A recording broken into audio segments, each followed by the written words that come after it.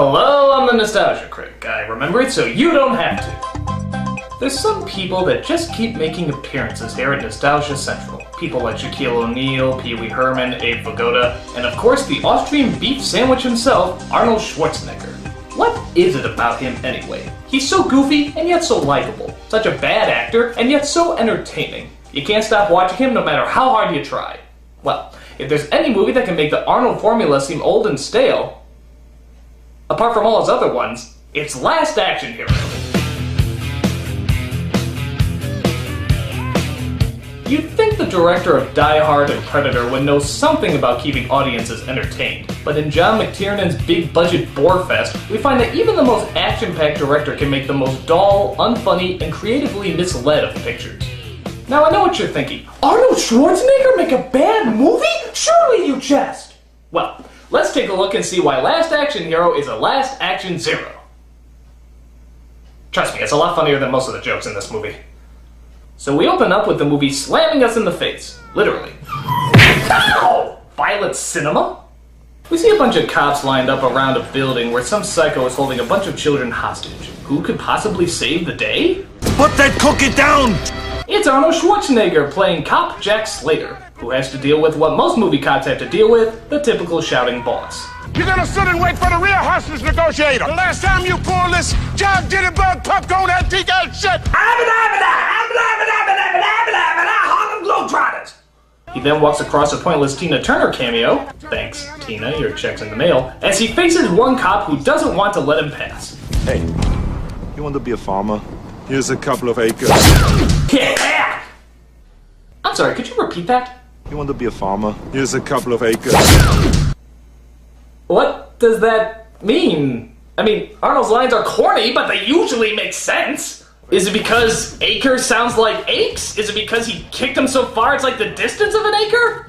Are his balls the acres? I mean, what's the joke? Arnold, you can't just say random phrases and expect them to magically be funny. You gotta think about them first. It's like saying, you want to be an astronaut? Tricks are for kids. So he gets to the rooftop where we see the psycho holding the kids hostage. Gave my word of honor he could watch you die. Oh, Stephen Wright, what did you do to yourself? I'm living on a one-way dead-end street.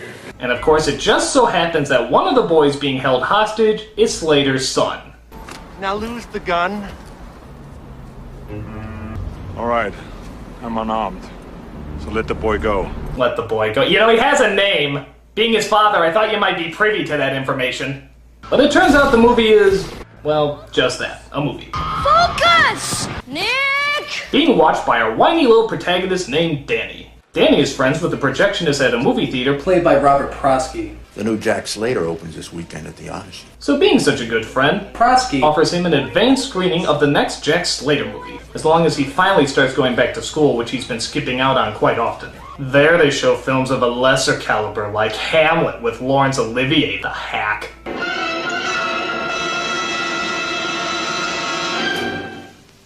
And so he goes to heaven. Look, just do it! God! Shakespeare's like the worst writer ever! So Danny starts daydreaming about what the film would be like if Arnold was in it. Stay thy hand, fair prince. Who said I'm fair?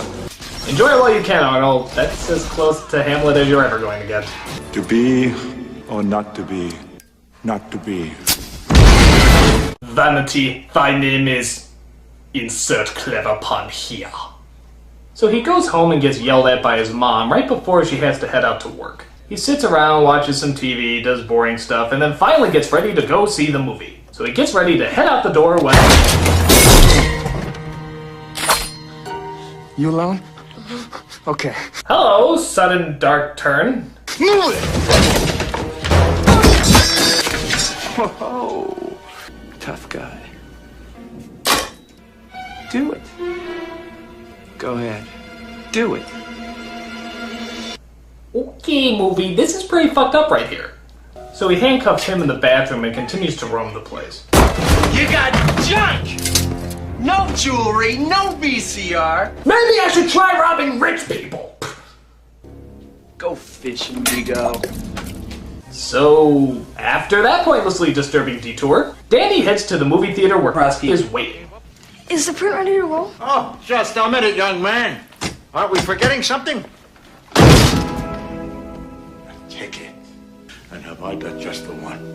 When I was about your age, Harry Houdini played this theater, and he made a gesture. Houdini did. Like this. And all of a sudden, this was in his hand. And he said, you're starting to scare me. This is a magic ticket. It was given to me by the best magician in India, and it was given to him by the best magician in Tibet. It's Okay, Finn, we already have one strange dark turn. We don't need another. It's a passport to another world. It was mine, and now it's yours. Right! Time for Neurosonic Says.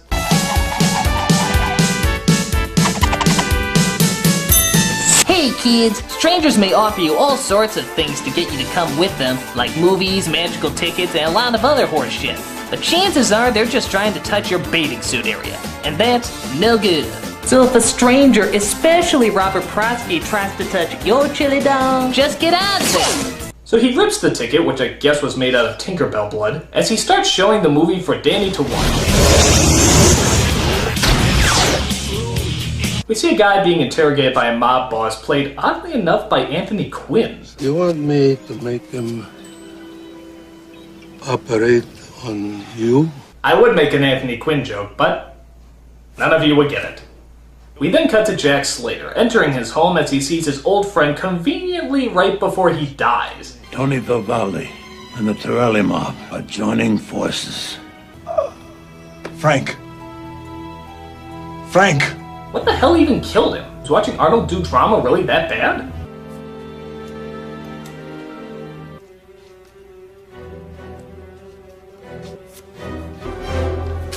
It's a bomb! Of course! The bomb was wired to the card somehow! 2 days to determine. Did the saxophone just laugh at him? So the chase begins. Hired goons are sent to shoot up Slater when suddenly the magic ticket actually transports Danny into the movie. Whoa! Who the hell are you? I'm Danny Madigan. I'm a kid. You're driving with no hands. I think it's easy if you practice a lot. I bet you didn't know that my butt cheeks had their own license.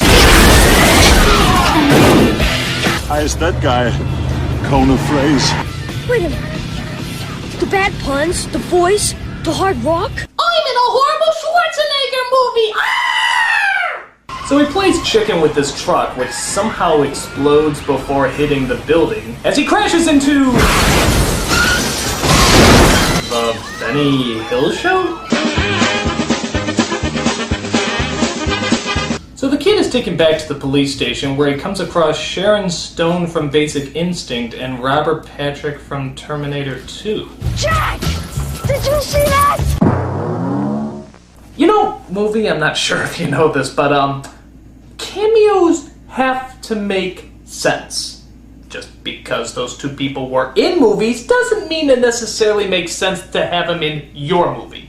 I mean, it's like having a cartoon cat running around all over the place. What? What the hell is that? Are you serious? Why is there a cartoon cat there? That doesn't make any sense! He's supposed to be back on duty. He was only suspended for a month. No, movie! No! There is no reason a cartoon cat should be there. And it's like saying Little Richard's in the movie. You a big time fan of Jack Slater films? I've enjoyed it. Jean-Claude Van Damme. I will never miss the premiere for the saga. Jim Belushi. I just want to be there when it happens. MC Hammer. Look, deal's done, right? Humphrey Bogart. He's looking at you, kid. Chevy Chase and Damon Wayans walking side by side. What is going on? Why are there so many pointless random cameos? Am I in the Twilight Zone? I mean, movie, just because you can have someone in your film doesn't mean you should. It's like having... Nope. If I mention that person's name, they might spontaneously jump out of somebody's anus. Let's just keep watching the movie and be done with it.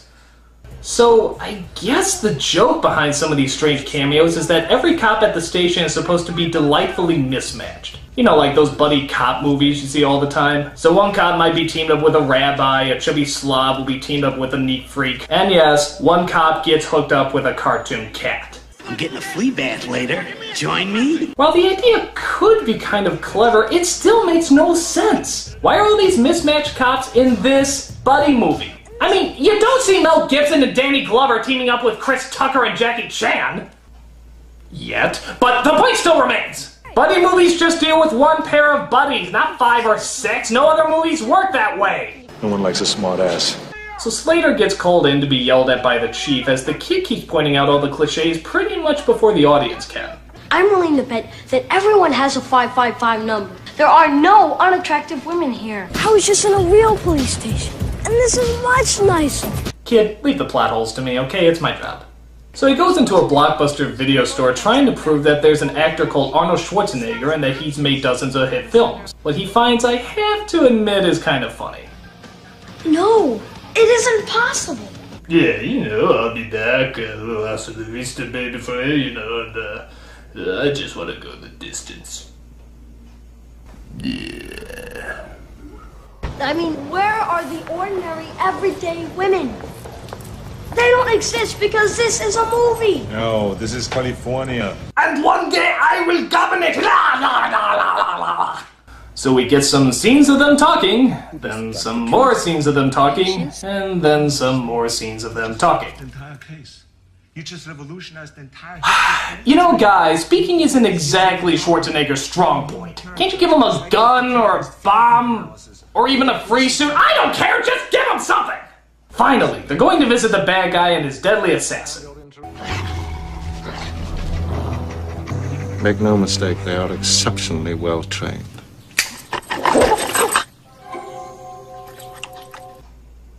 Movie, are you on drugs? So yeah, they don't really get any answers and they just decide to leave. Oh good. How wonderful. Thank you for that, movie. I really thought you were gonna fuck up there and do something exciting for a minute. Please, tell me there's another long, drawn-out scene of just two people talking. Yes! Yes! I am so happy to think we could be wasting our time with gunfire, explosions, and exciting chase scenes! But no! An uninteresting crime plot and a whiny little brat with girly hair is far more interesting! Hurrah! Her-fuckity-rah! Blow something up! Or a hot chick, that helps too. Daddy, so Slater drops off the kid with his incredibly attractive daughter as he drives off to have a flashback. He remembers back to his son, who it turns out was murdered twice, for some reason, as the movie's editor decided, as they're suddenly approached by the assassin. You harm a hair on her head. Stop!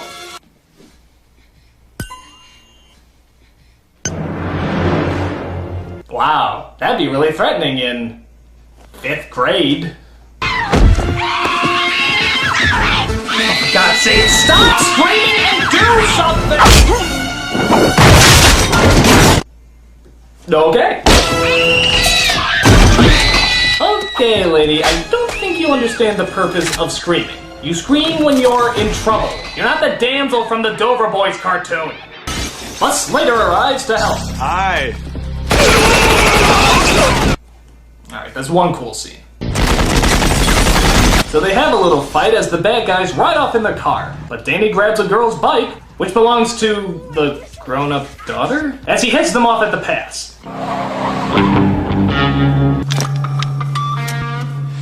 Chicken it is. Kid, what the hell is wrong with you? You're on a girl's bike, they're in a fucking car! Do the math! This is gonna work. It's a movie. I'm a good guy. This has got to work. Oh shit! I'm a comedy psychic. And a rather unfunny one that we'd like to see get pulverized.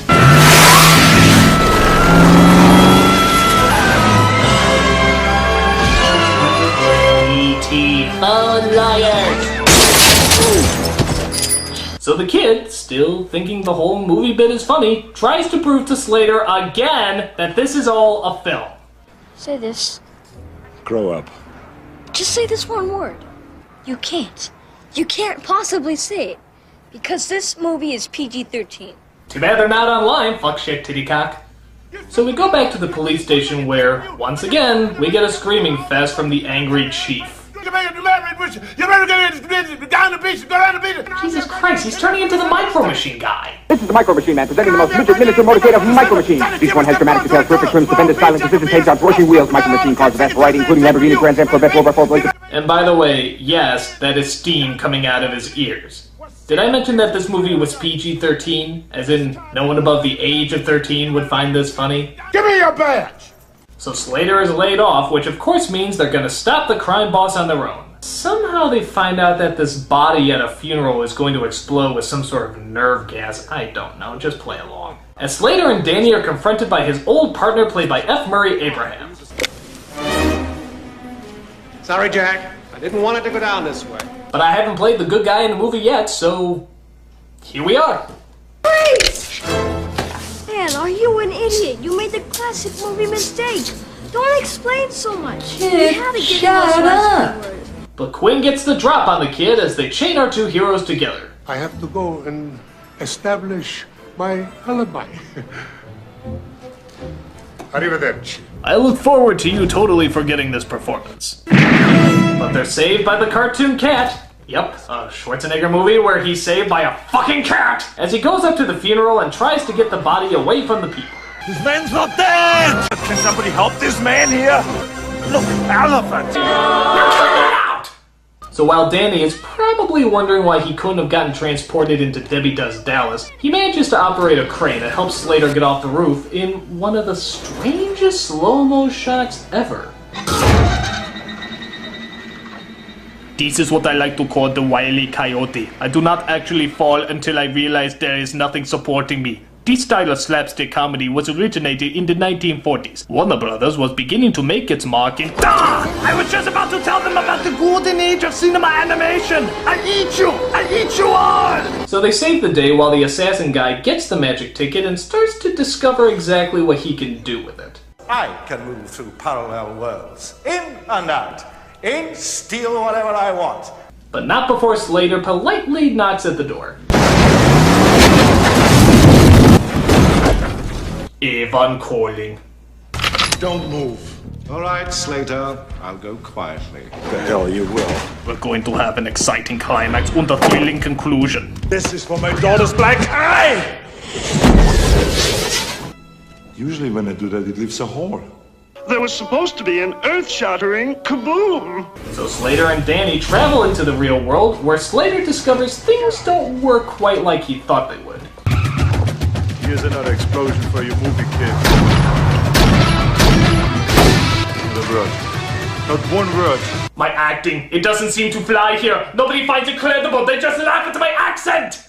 So just as you're saying to yourself, shouldn't this movie be over by now? The film prattles on mostly as Slater just mopes around and faces the reality that he's a fictional character. Gives you nightmares the rest of your life. But you're fictional, so who cares? I'm sorry, but I don't find it so new and exciting to discover that my whole life has been a damn movie. Yeah, this is the real world. With magic tickets that suck you into realms of fantasy. It's an everyday occurrence. So through a long series of boring events, they finally realize that the assassin is going to attack at Arnold Schwarzenegger's premiere of the new Jack Slater movie. Benedict is gonna kill Schwarzenegger. Schwarzenegger? Who's Slater? Bingo. Bingo! Except... No! That makes no sense! But screw it, let's just get to the climax of this sucker. So the assassin goes and brings back that Stephen Wright guy as he plans to use him to kill Schwarzenegger the actor. Rip, come here. What brings you here tonight? I just wanted to tell people that they can save a lot of money by switching to Geico. Even a caveman can do it. By the way, this is where we get a lot of those weak cameos I mentioned before. They walk in front of the camera and then wonder what they did to deserve such piss-poor treatment. Well, we all know what Van Damme did, but I digress. So he tries to kill Arnold and fails, but he kidnaps the kid and takes him to the rooftop. Gee, for the real world being nothing like a movie we've just seen, this is in fact looking a lot like a movie we've just seen. It's now between you and me. So let the boy go. Now we've played this number before, haven't we, Jack? You're just angry because I have 12 more teeth than the average human being. Slater defeats the psycho, but then gets hunted down by the assassin, who of course reveals his evil plan. You want Dracula? I'll fetch him. Dracula? I can get King Kong. Have a surprise party for that old Hitler. Hannibal Lecter can do the catering. All I have to do is snap my fingers and they'll be here. That's actually a pretty cool plan. Holy smokes, I can't wait to see the possibilities that come out of this. Of course, just ruined the only cool premise in the entire film. Fucking cock blocker. You think you're funny, don't you? So Arnold gets the gun and shoots the bad guy, who somehow explodes. Again, real world, isn't it fascinating? As the ticket falls and actually releases the Grim Reaper from the Seventh Seal. Because, yeah, everyone who sees Last Action Hero is gonna know what the hell the Seventh Seal is. As Danny tries to take an injured Slater and get him back into the movie. Why? Because in the film world, his injury would only be considered a flesh wound, and apparently not kill him. So Death, played oddly enough by Ian McKellen, gives Danny some helpful advice. If I were you, I might be looking for the other half of the ticket. One ticket to rule them all, one ticket to fight. Oh, forget it. So he finds the ticket and gets him back into the movie, where the doctors fix him up so he can go back to duty. The kid has had an amazing adventure. He reunites with the Prosky character, and they all live happily ever after. There is just one tiny detail that they overlooked. The fucking Grim Reaper is on the loose! I mean, we never saw him go back into the movie, and we even saw him kill a few people in the real world. Isn't this, I don't know, a big fucking deal? Maybe it was meant to be saved for the sequel, Last Action Hero 2, Death Takes a Holiday. But luckily we never saw it, because this film tanked at the box office. And why should it? It's dull. I mean, it is so boring. Granted, some of the ideas have promise, and there are one or two jokes that work, but mostly it's a very clumsy, boring action film. My advice, I'd rather listen to that Put That Cookie Down remix a million times before ever watching this movie again. Put that cookie down, cook it down, cook it down, put that cookie down. I'm a nostalgia critic, I remember it so you don't have to. Put that cookie down.